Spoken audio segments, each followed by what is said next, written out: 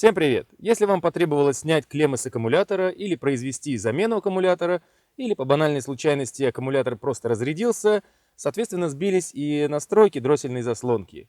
И в современных автомобилях эти дроссельные заслонки не только электронные, но еще и адаптивные. И, конечно, со временем они найдут необходимые углы и зазоры открывания лепестка дроссельной заслонки. Ну, возможно, придется проехать 40, 50, а то и больше километров, прежде чем она самообучится.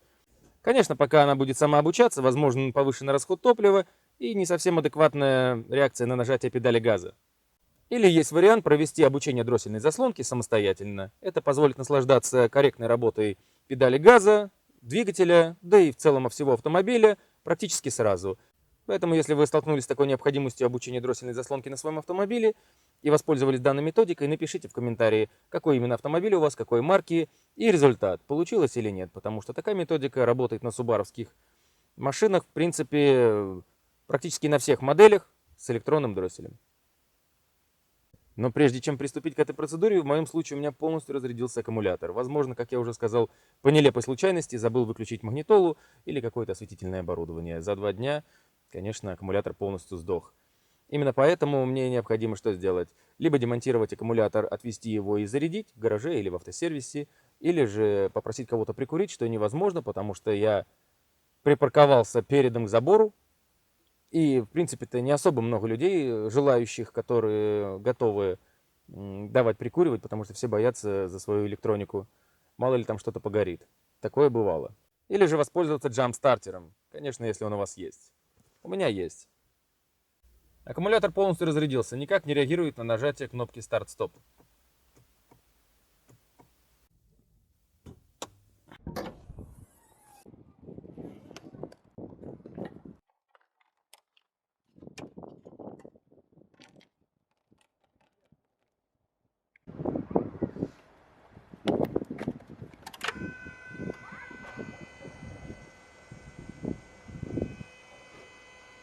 Пробуем запуск.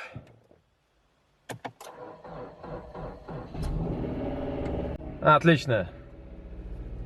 И помните такой нюанс. Джамп-стартер может запустить машину, но не может заряжать аккумулятор. Именно поэтому машина запустилась, но если мы сейчас ее выключим, то, соответственно, можем снова и не запустить. Также не работает мультимедиа и никакой источник внутреннего света, но работают фары. Что, в принципе, очень даже хорошо. Что дает нам возможность безопасно добраться куда-то, даже в ночное время. Сейчас я прогрею машину, доеду в гараж и заряжу аккумулятор. Увидимся на следующем включении. Немного прокатившись, аккумулятор воспрял духом и даже смог запустить двигатель без стартера. Но этого все равно недостаточно. Многие из электроприборов внутри, в том числе музыка, не работает. Ну как можно ездить без музыки? Поэтому сейчас я отсоединю аккумулятор, поставлю его на зарядку, но перед этим еще проверю вот эти банки. Если где-то будет недостаточно, я добавлю немножко дистиллированной воды. Здесь видно, что некоторые контакты окислились, заодно надо будет их зачистить.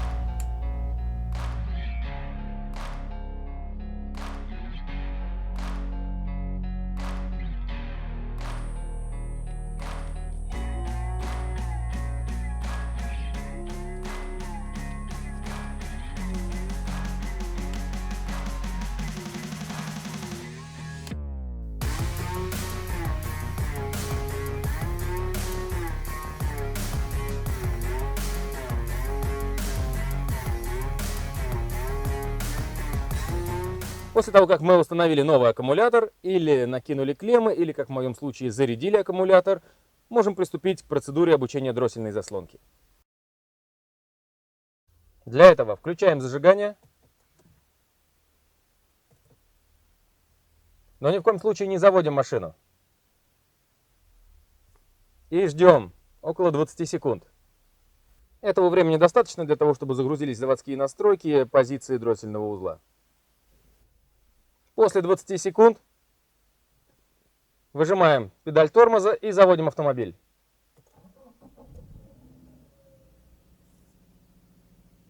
И обязательно убедиться, что у нас не работает ни музыка, никакое освещение, ни печка, ни кондиционер, чтобы ни один из потребителей не смог помешать нам обучить дроссельную заслоночку. И теперь даем машине поработать 10 минут и не трогаем педаль тормоза и газа. Прошло 10 минут, теперь глушим двигатель и выжидаем те же 20 секунд до следующего этапа. Не знаю, передаст ли микрофон камеры, но мне слышно из салона автомобиля, что моторчик дроссельной заслонки работает, тем самым меняет положение дроссельного лепестка. После того, как прошло 20 секунд, с выключенным двигателем также включаем зажигание, но не заводим двигатель. И опять выжидаем все те же 20 секунд. Процедура очень похожа, но в этот раз заводим двигатель, удерживаем ногу на педали тормоза и начинаем переключать рукоятку КПП, задерживаясь на пару секунд на каждой передаче. Реверс. Neutral. Драйв.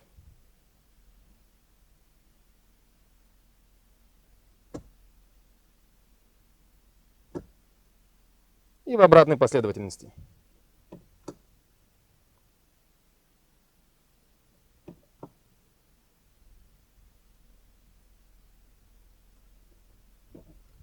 А теперь ту же самую процедуру мы сделаем максимально нагруженной всеми потребителями тока. Включим все фары, обдув, кондиционер. Можно включить обогрев сидений. Также выжимаем тормоз и переключаем с электро КПП, задерживаясь на каждой передаче по паре секунд.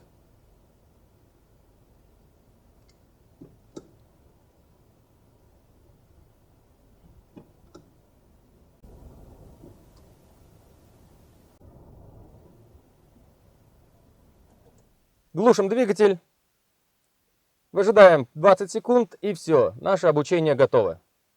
Вот и все. Надеюсь, не такая уж сложная процедура. На этом обучение дроссельной заслонки готово. Первые пару километров не делайте сильно уж резкие старты и резкие торможения. Конечно, еще предстоит настроить музыку и обучить стеклоподъемники. Как это сделать, у меня есть отдельное видео, ссылочку я дам в описании. А дальше стандартная эксплуатация автомобиля. Такая простая процедура должна избавить вас от некорректной работы педали газа, в том числе задумчивость в разгоне и возможном повышении расхода топлива, которые могут быть в случае, когда снимают клеммы аккумулятора, тем самым сбрасывают все настройки. Так что, если это видео было интересное и познавательное, поставьте ему лайк и подпишитесь на канал. С вами был Сергей Перетягин. До новых встреч в эфире и пока.